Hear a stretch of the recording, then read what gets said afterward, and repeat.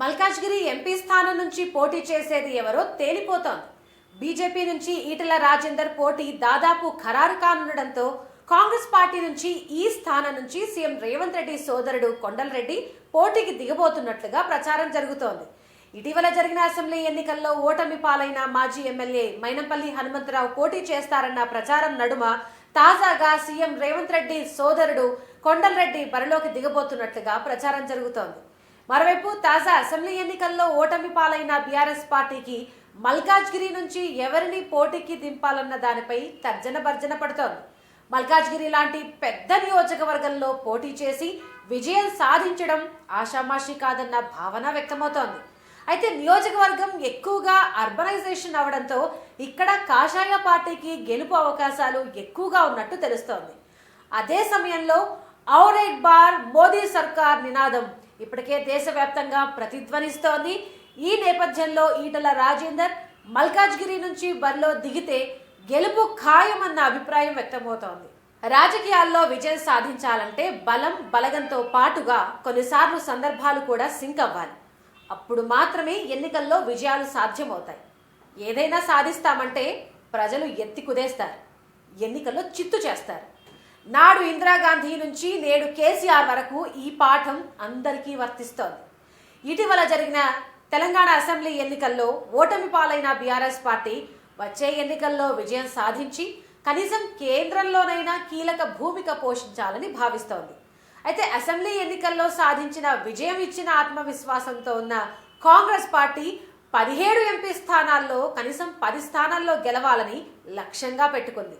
దీంతో అభ్యర్థుల ఎంపికపై వడపోత మొదలుపెట్టింది.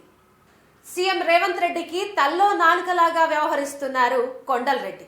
అన్న రాజకీయ అరంగేట్రం దగ్గర నుంచి ఆయనకు అన్ని తానే వ్యవహరిస్తూ రాజకీయాలు చక్కబెడుతున్నారు. రేవంత్ రెడ్డి రాష్ట్ర వ్యాప్తంగా ఎన్నికల ప్రచారం నిర్వహించినప్పటికీ కొండలరెడ్డి అటు కొడంగల్ ఇటు కామారెడ్డి నియోజకవర్గాల్లో పెద్ద ఎత్తున ప్రచారం నిర్వహించారు. అంతేకాదు రేవంత్ రెడ్డి ఒకసారి నియోజకవర్గాన్ని చుట్టేస్తే కొండలరెడ్డి 10 సార్లు నియోజకవర్గాన్ని చుట్టేసి ఓటర్లలో ఆత్మస్థైర్యాన్ని విశ్వాసాన్ని నింపారు. కాంగ్రెస్ పార్టీ అధికారంలోకి వస్తుంది, రేవంత్ రెడ్డి రాష్ట్ర రాజకీయాల్లో కీలక స్థానానికి వెళతారన్న ప్రచారాన్ని కొండలరెడ్డి చేయడం వల్లే కొడంగల్లో రేవంత్ రెడ్డి అనూహ్య విజయాన్ని సాధించారని కూడా అంటారు. అయితే కాంగ్రెస్ పార్టీ నుంచి ఎంపీ రేసులో చాలా మంది నాయకులే ఉన్నట్లు తెలుస్తోంది.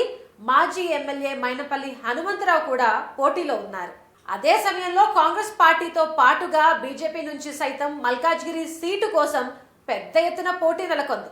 ఓవైపు ఈటెల రాజేందర్ మల్కాజ్గిరి నుంచి బరిలో దిగేందుకు సిద్ధమవుతూ ఉండగా మరోవైపు పార్టీ నేతలు మురళీధర్ రావు, ఎన్ రామచంద్రరావు సైతం మల్కాజ్గిరిలో పోటీ చేసేందుకు తమకు అవకాశం ఇవ్వాలని పార్టీ పెద్దలను కోరుతున్నారు. వాస్తవానికి మల్కాజ్గిరి నియోజకవర్గం దేశంలోని అత్యంత ఎక్కువ మంది ఓటర్ల నియోజకవర్గంగా ఉంది. తాజా అసెంబ్లీ లెక్కల ప్రకారం మల్కాజ్గిరిలో 35 లక్షలకు పైగా ఓటర్లున్నారు. ఇటీవల జరిగిన ఎన్నికల్లో అటు గజ్వేల్, హుజరాబాద్లో స్వల్ప ఓట్లతో ఓడిన ఈటెలపై ఇప్పటికే పెద్ద ఎత్తున సానుభూతి వ్యక్తమవుతోంది. ఈటెల లాంటి నాయకుడు అటు అసెంబ్లీలో గాని పార్లమెంట్లో గాని ప్రజావాణి వినిపించాలని తెలంగాణ ప్రజలు కోరుకుంటున్నారు. ఈటెల పార్లమెంట్లో అడుగు పెడితే అది తెలంగాణ హక్కుల పరిరక్షణకు నాంది పలుకుతుందన్న భావన వ్యక్తమవుతోంది. అందుకే ఆయన అభిమానులు ఈటెలను మల్కాజ్గిరి గడ్డపై పోటీ చేసి విజయం సాధించాలని ఆశిస్తున్నారు. ఓవైపు కాంగ్రెస్, మరోవైపు బీజేపీ అభ్యర్థులను ఖరారు చేసే పనిలో నిమగ్నమవగా బీఆర్ఎస్ పార్టీ మల్కాజ్గిరి నుంచి ఎవరిని బరిలోకి దించాలన్న దానిపై తర్జన భర్జన పడుతోంది. గత ఎన్నికల్లో మల్కాజ్గిరి నుంచి మల్లారెడ్డి అల్లుడు పోటీ చేయగా తాజాగా ఇక్కడి నుంచి ఎవరిని బరిలోకి దించుతారన్న దానిపై సస్పెన్స్ నెలకొంది. తాజా అసెంబ్లీ ఎన్నికల్లో పార్టీ ఓటమి పాలవడంతో ఇంతటి పెద్ద నియోజకవర్గం నుంచి ఎవరు బరిలో దిగుతారన్న దానిపై ఊహాగానాలు వినిపిస్తున్నాయి. మల్కాజ్గిరి నుంచి కేసీఆర్ ఎవరిని నిలబెడతారన్న దానిపై ఉత్కంఠ నెలకొంది.